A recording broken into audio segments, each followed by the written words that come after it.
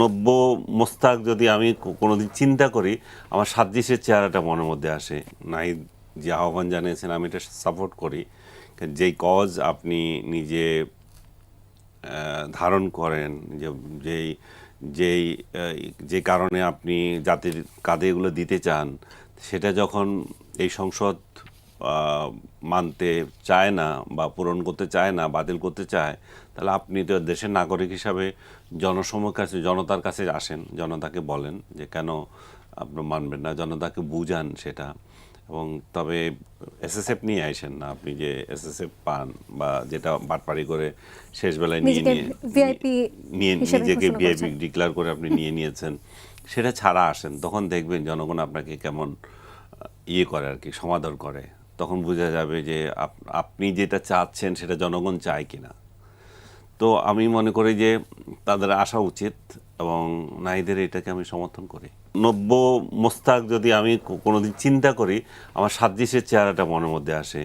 বঙ্গবন্ধুকে যেভাবে আকাশে তুলে তারকে নিয়ে যে কান্নাকাটি করে গেছে, সেটার মোস্তাক, এবং বঙ্গবন্ধু হত্যার পুরো পরিকল্পনাই করেছে যে এবং এই ছেলেটি যে বক্তৃতা আজকে দিচ্ছে সেটা কালকে আরেকটা দে, এবং মোস্তাকের পুরো চরিত্র তার মধ্যে আছে।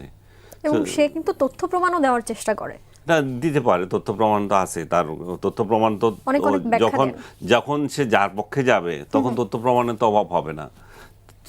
সেই মতাদর্শের কিছু লোক তো আসে না, এগুলো ওই যে এই সমস্ত তথ্য প্রমাণ ওই শিবিরের মানে স্কুল পর্যায়ের ইয়েতে শেখানো, স্কুলিংয়ে শেখানো।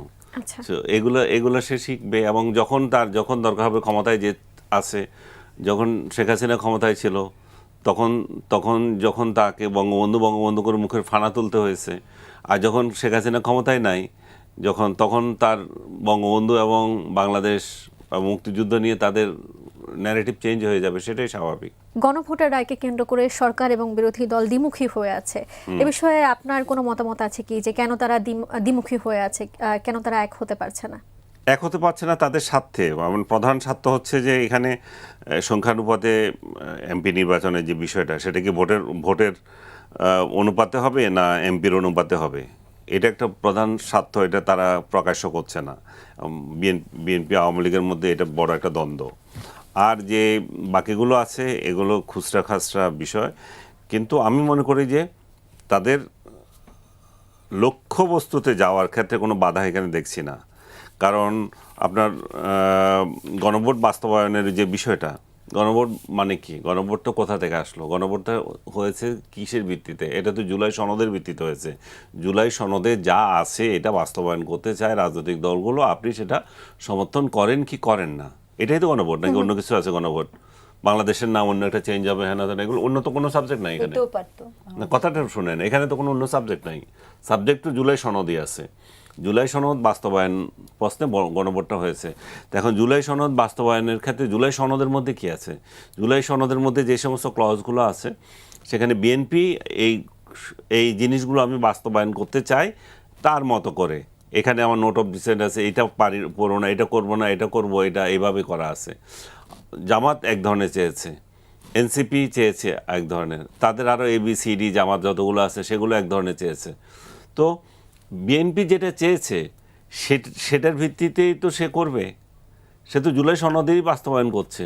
কারণ জুলাই সনদে যে অংশটুকুতে সে একমত হয়েছে সেটাই তো সে করবে, সে তো অন্য একটা করবে না। সে তো জামাত যেটাতে ঐক্যবদ্ধ হয়েছে সেটা তো করবে না, যেটাতে এনসিপি করেছে সেটা করবে না। তো এখানে জুলাই সনদের বাস্তবায়নের মধ্যে বেসিক পার্থক্য কোথায়? জুলাই সনদ কি এমন যে যেটা পাস হওয়ার সঙ্গে সঙ্গে সব কিছু অটোমেটিক হয়ে যাবে? তা তো না, এটা তো পার্লামেন্টে রেটিফাই হতে হবে, পার্লামেন্টের যারা আছে তারাই তো এটা বাস্তবায়ন করবে। এবং সেই জন্যই কি বলতেছে, 6 মাসের একটা সংসদীয় হবে, জুলাই সংবিধান সংক্রান্ত যে সংস্কার হবে, সংসদ হবে 6 মাসের, তারপরে হবে। এখানে এই পদ্ধতি আর ওই পদ্ধতি, যে পদ্ধতিতে হোক, কাজটা একটাই। হ্যাঁ, এবং বিএনপির তরফ থেকে যেটা বলা হচ্ছে এটা অসাংবিধানিক যে পদ্ধতি, সেটা আমরা যাবো কেন, সংবিধানে যা আছে সেটাই করব। তো আমি মনে করি যে জুলাই সনদ বাস্তবায়নের ক্ষেত্রে তাদের মৌলিক কোনো পরিবর্তন নাই, এটা ওয়েটা নিয়ে তাদের আছে।